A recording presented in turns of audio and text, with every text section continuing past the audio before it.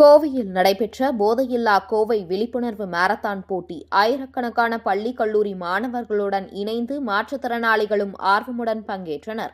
போதைப் பொருட்களுக்கான எதிராக கோவையில் நடைபெற்ற விழிப்புணர்வு மாரத்தான் போட்டியை கோவை மாநகர காவல்துறை இணை ஆணையாளர் கார்த்திகேயன் துவக்கி வைத்தார்.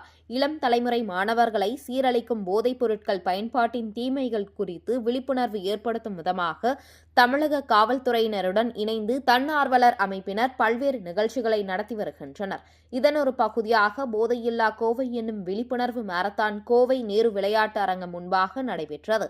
நேரு கல்வி குழுமங்கள் சார்பாக நடைபெற்ற மாரத்தான் போட்டிகளை கோவை தெற்கு சட்டம் மற்றும் ஒழுங்கு இணை ஆணையாளர் கார்த்திகேயன் கொடியசைத்து துவக்கி வைத்தார்.